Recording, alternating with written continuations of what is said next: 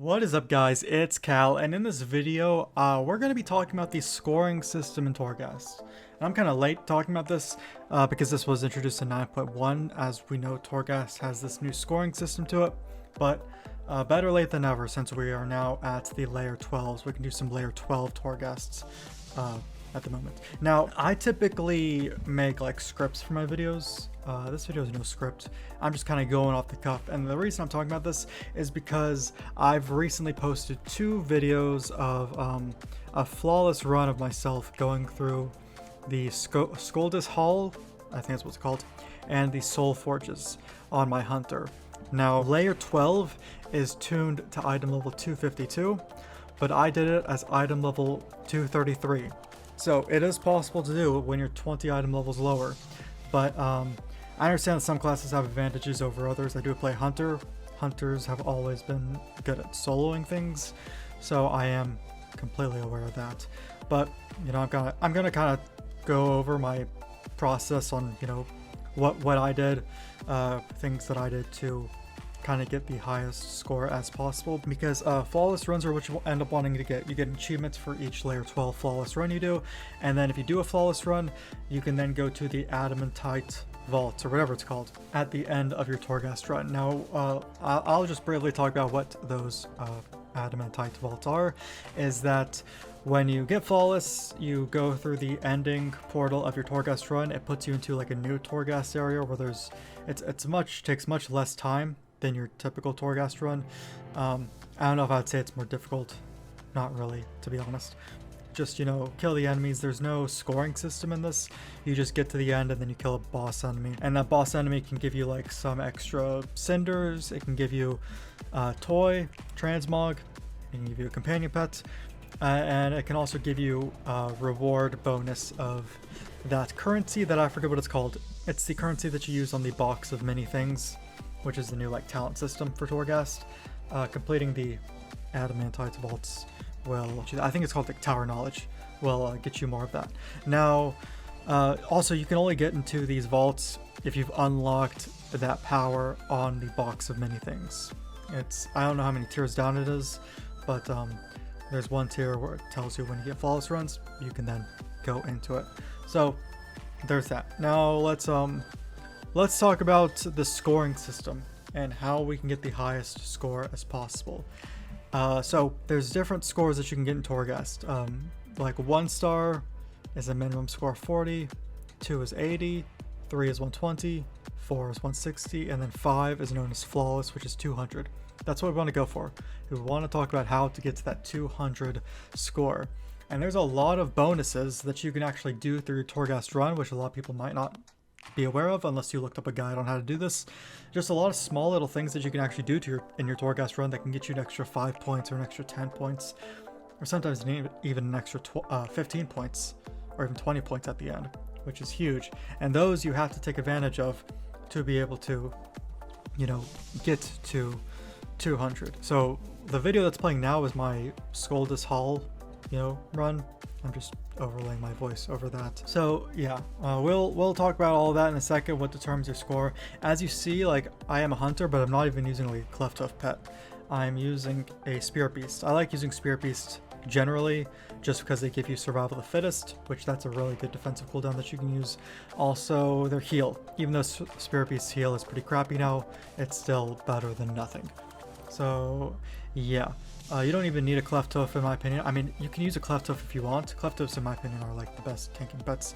You can use one, but I think the animal powers that you end up getting through Torghast kind of offset, it doesn't really matter what pet you have, but spirit beasts do give you that heal. So when determining your score, your Torghast score, there's 3 main things that you're going to look out for. So there is completion, which is completing the entire floor. There's your time, how fast it takes you, and then there's the empowered bonus. So first off, let's talk about completion. When you're doing Torghast, you want to fully complete the floors. You do want to do that. Completion's where you're going to get most of your score from. So you're going to want to destroy all the phylacteries, You want to pick up all the soul remnants. You want to, you know, kill all of the enemies. You want to unlock all of the chests. You want to, you know, do all the little side quests where you help out the like Covenant people in Torghast. You want to do all of that. That's how you're going to get the most score. So with completion, when you complete a floor, it tells you how much of that floor you have completed. So it might say 99%, 98%, or it might say 100%. Now, 100%, if you 100% each floor, you get 100 points at the end for that. Now, if you 99% a floor, and then you 100% the rest of the floors, it's not the end of the world. It's not a big deal. That means if you 99% one floor and then 100% the rest of the floors, that means you will get a 99% at the end, which is 99 points. That's not very far from 100 points. So don't think you lost it if you get like a 98% or a 99% on a floor. So there's that. That's completion. You want to fully complete the floors if you want the highest, score. The next thing is time. This one's pretty obvious, self-explanatory. Complete the floors as fast as possible, as fast as you can. Now, don't overpull, I guess is what I can say. At the end of the Torghast run, it will give you a par time, pretty much. And if you get under that par time, then you get the max time score, which is 50. And the par time tends to be between 22 and 26 minutes. But both of my flawless runs were like in the upper 30 minutes. And I don't remember how much score I got. I think I got 20 something. So just, complete it as fast as possible. Don't pull too much to where you will die, because you definitely don't want to die. That's the biggest thing you don't want to do if you're getting a flawless run in Torghast, is you don't want to die. Like there are some runs where I would see an entire room filled with like a couple of elites and then a bunch of small guys, and I would pull the small guys out one by one because I felt like I couldn't take the entire room, even if I threw it on a wild spirits or something like that. I just, I played it safe, and you should play it safe because you don't want to die. Let me also talk about dying also before I get into the empowered bonus. I would highly suggest getting the Vessel of Unfortunate Spirits item from Venari. That is a permanent upgrade in Torghast where the first time you die, it actually won't count against your score. So if you die after that, it's a minus 20 points for each death. So if you die once after that, you can kind of kiss, the flawless run goodbye, because it's kind of hard to make up those 20 points. But yeah, so there's that. Don't die. Now the empowered bonus. So empowered is a new thing that was introduced in Torghast in 9.1. Essentially there's a bar on the right side of your screen. It's a blue bar. It fills up whenever you complete anything on a floor. If you destroy phylacteries, if you kill enemies, complete quests, open up chests, that sort of thing. So you would do that, and once you get to a certain point, you can activate your empowerment, and activating your empowerment increases your haste, your leech, and your movement speed. And you can fill up the bar all the way for an even longer empowerment. So you get an empowered bonus at the end. However many points you get while you're empowered, you get some extra points at the end dependent on that. Now, the thing about, maximizing your empowered bonus is what I would never do is when I got to the end of a floor, the end of each floor has like a mini boss on it. I would not use my empowered ability on that boss unless you really feel like you need to kill it or use it to kill it. Because if you do that, you're actually not really maximizing your empowered bonus. What I tended to do is I would use it when I would kill big groups of enemies and destroy phylacteries. So as soon as you activate that, you want to go ham. You want to, use as much as possible. You can use it towards the end of a Torghast floor, so then you kill enemies before the final boss on that Torghast floor, and then you get some of your empowered bonus on, killing the enemy, killing the last boss on that Torghast floor. So that's just a couple things to look out for, just timing on when to use your empowerment ability. So yep, those are the three big things that kind of everyone knows about when getting score. Now let's talk about getting extra points.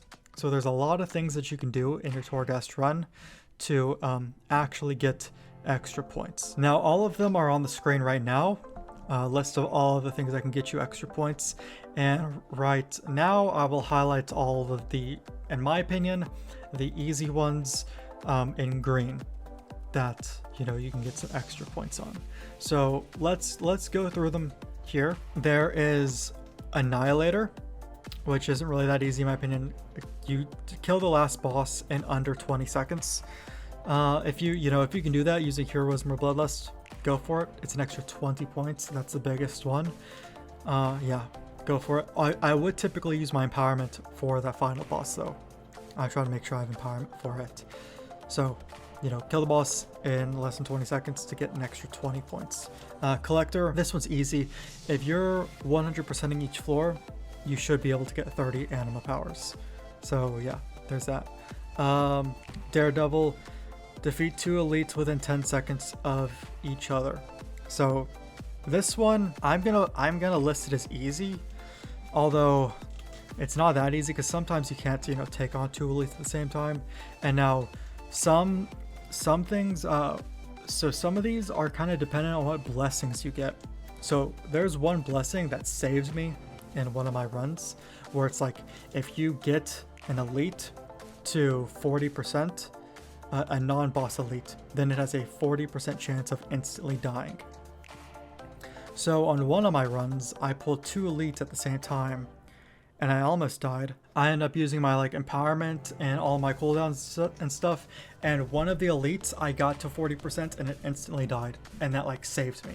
So the other elite I was able to kill within 8 seconds of that last elite, and it gave me the extra 10 points at the end. So, if you take on 2 elites at the same time, try to get their health down evenly to kill them within 10 seconds of each other. You only need to do that once throughout your whole Torghast run, and that's an extra 10 points at the end. Next up is Executioner. I said this one is easy. It's like Annihilator, except it's harder. So you kill the last boss in Torghast in under 40 seconds.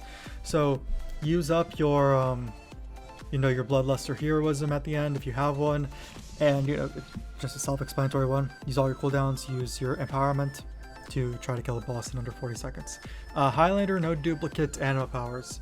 I didn't really list this one as easy. I don't know, it's pretty self-explanatory on what it even means. Don't grab 2 of the same anima power, but some of them for survivability reasons you might really need 2 of them. So use that to your discretion, but if you don't get any duplicates, you do get 15 points at the end, so keep that in mind. Hoarder. So this one is easy in my opinion, and I will talk about, I'll talk about why it's easy now, but I'll go more in depth into it a little later on with the Robber one, which is towards the bottom there, which I've also listed as easy.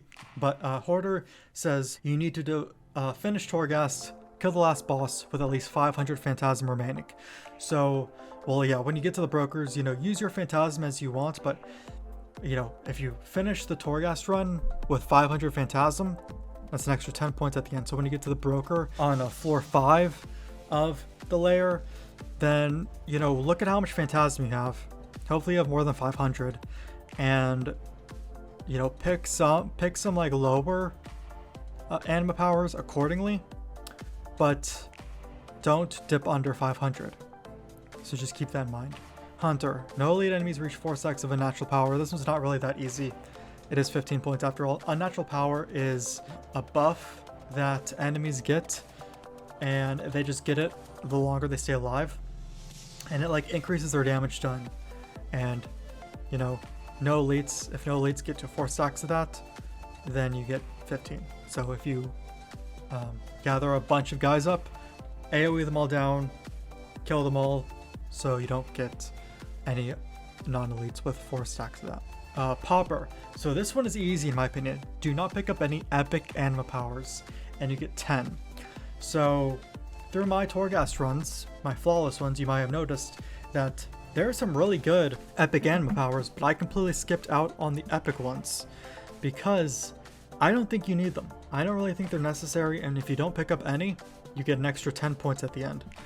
I know for hunters, there's one where it's if you use intimidation on a target, your crit chance is increased by 100% for 6 seconds or something. That's the best anima power, but it's not really necessary because with that you can completely wipe out bosses a lot of times. It is epic quality, so do that to your discretion. I think that this one's really easy. I don't think you really need to get epic anima powers to finish a layer 12, but yeah, it is what it is. Pillager, 90% of Ashen Phylacteries destroyed. If you're 100%ing the floors, this one should be easy. Destroy all of the Ashen Phylacteries. It's only 5 points, which is why it's easy. Now, a tip that I can give with this, because the phylacteries kind of blend in with, you know, the surroundings, is whenever you're running through Torghast or you're backtracking at all because you ended up not going through a dead end, you know, and you need to go back through that dead end to 100% the floor, spam your tab button as you're running back through Torghast, because if you do that, then you should target one. They're the vials, you know, that give you Phantasm when you destroy them. Spam your tab button and you should target them, you know, as you're just running through Torghast. Plunderer, open treasure chests. This one's easy. Just treasure chests that you see on the floor. They do give you animal powers when you open them. If you're 100%ing a floor, you should be able to do that. So, you know, open up any treasure chest you see. I did make a video. You know, there's that one treasure chest that has the 4 runes in front of it, and you need to get rid of all the chains. I made a video on how to do that easily, so you don't, you know, randomly click on the runes and waste 10 minutes of your time. I'll just kind of explain it here. You know, you got the 4 runes and then the 4 chains that are on the chest. You want to keep clicking each rune until you click the rune that changes the colors of all 4 runes. So, does that make sense? You click the rune that changes the colors of all 4 runes. Once you find out which rune that is, you keep clicking it until the chain in front of it goes away. You're good then. Then you find the rune that changes the colors of 3 of the runes, and you keep clicking that until the chain in front of it goes away, and then you do the same thing with the rune that changes the colors of 2 of the runes, and, you know, keep clicking that until the chain goes away, and then then you click the last rune until you open the chest. So that's the Plunderer one. Open up chests. Reinforce. Collect at least 5 Obleron armaments of the same type. This one's pretty easy. The Obleron armaments are those ones that just straight up increase your crit, or they just straight up increase your mastery, or they just straight up increase your verse, or they just straight up increase your health. So you want to get those until you get at least 5 of the same type. Like the health ones are really good. I forget what they're called, but the health ones that increase your health by 15% for each stack, you know, just keep getting the Obleron armaments until you get 5 of the same type. Rescuer, assisted at Torghast. This one's easy. These are like the side quests that you might run into on one of the floors, where you might see like a night fairy, or like a Venthyr guy, or Kyrian, you know, Forsworn, and then all you do is just get to the end of the floor, and then you know, get them whatever they're looking for. And that does give you an anima power. It also gets you an extra 10 points at the end. Robber. Okay, this one's easy. Robbed a broker. So it requires Shoplifter Blessing active, or just use a Ravenous Anima Cell on a broker. So when you get to floor 3, you will be able to get, there's Ravenous Anima Cell. I forget how much they are off the top of my head, but you want to definitely get the Ravenous Anima Cell and then buy the other Anima Cells. Now, when you get to floor 3, just use up all your Phantasm. Even though you want to complete the entire Torghast run with at least 500, just use up all your Phantasm on floor 3. Once you've bought all your anima powers from that broker, select that broker and use your Ravenous Anima Cell on it. And it will have an Anima Cell that appears, which gives you a free 400 Phantasm right there. So that gives you a big jump to make it that much easier to get the Hoarder bonus. So just make sure you do that. Savior, all soul remnants free. This one's pretty easy if you're 100%ing each floor. The soul remnants are those, you know, little glowy guys that you free on each floor, and you can have them increase your main stat by 1% for each one you get, or you can have them like increase your crits by 10% or something like that, and that ability stacks. That's really good to go for if you're like about to face a boss. Just pick that one. But if you're 100%ing the floor, this one should be easy. It is kind of well, they're not like, the phylacteries are harder to spot than these guys. Just, you know, just try to free all the soul remnants. And then there's Trap Master. So I listed this one as easy just because I'm good at not standing in things. Just me personally. I know I say that as the most mobile spec in the game, but yeah, I'm just so the traps are obviously, Torghast has a bunch of traps in it.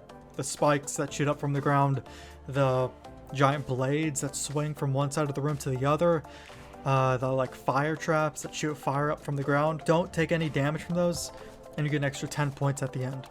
So use any sort of, you can use blinks or if you're Night Fae, you can use Soul Shape, or if you're Venthyr, you can use Door Shadows to get past a lot of the traps. So just don't take any damage from the traps, and that is a free 10 points right there. So those are all of the things that you can get some extra points from when doing Torghast. My first flawless run in the Soul Forges, I got like 223 points. So I got a lot of these end bonuses. My Scotus Hall one, I actually got 201 points. So I barely made it. If I took like an extra like 20 seconds on any floor, I'm sure I would have probably failed it. But yeah, so just try to get as many of those as possible. And there's that. Now the last thing I can only mention to you, and I can't really speak to every class when I say this, is just know what anima powers you need to pick to be as efficient as possible through these. I only play a hunter, so I can really only speak to hunters with these, but I'm sure we've all been doing Torghast long enough where we all know what anima powers to pick. But if you're under gearing a Torghast layer by like 20 levels, 15 levels, 20 levels in my case, you're going to need to go for some of the survivability ones. I know when Torghast first came out, I always went for the DPS ones. I just straight went for all the DPS ones because, like I said, I'm good at like not standing and things, so I just wanted as much DPS as possible. There's a lot of just natural damage, AoE damage that goes out, and when a Torghast layer is scaled all the way up to 12, that damage increases. So you're going to need to get some survivability things. Now, still steer away from any epic anima powers. Yeah, just try to get, know what are the best defensive ones for your class, anima powers for your class. I will say for hunters, I don't know if this is a hunter specific one. Someone can correct me in the comments, but Blood Gorged Leech is like a must-have. What Blood Gorged Leech does is you have a high chance, and it's a common anima power too. It's white quality, so you'll most likely get 3 of them, or at least 2 of them in your Torghast run. What it does is you have a high chance when attacking to heal you and your pet by 5% health. And if you get 3 stacks of that, you can get up to 3 stacks. That's 15%. You have a high chance when attacking to just instantly heal you and your pet by 15% health. And something else that's also a really neat trick with this is this can instantly resurrect your pet. So if your pet dies and this heal triggers, it will instantly resurrect your pet with 15% health, which is super good. I'd say it's the best, at least one of the best defensive anima powers. Now the other really good defensive anima power for hunters, at least, is called like Chelonian Crest or something. That's the one that doubles the time of your Aspect of the Turtle, and you can also attack while Aspect of the Turtle is up. And if you get like 3 stacks of that, your Aspect of the Turtle lasts for like 24 seconds, and you can attack. So it's like 24 seconds of just straight invulnerability. So that's really good. That's also blue quality, so you are able to get that. And yeah, so do some research on your class, know what the best like defensive ones are. Like I said, it is possible to be able to get flawless ones of this, flawless Torghast runs when you're 20 item levels lower, because I was able to do it. That's pretty much it. So just recap. The biggest thing is know all of those extra point things that get you the extra points. So take advantage of as many of those as possible. When you're putting points into your box of many things, go for getting blessings and taking away torments. That's what I did. I went straight to taking away as many torments as possible, and then getting as many blessings as possible whenever I started on my Torghast runs, because some of those blessings are really good and they will save you in a lot of situations. And yeah, so that's it. If this video was helpful at all to you guys, feel free to leave a like on it. You can sub to the channel for more videos like this. And if you have any other comments about, different things, I'll try to respond to people in the comments below. But I will see you guys in the next video.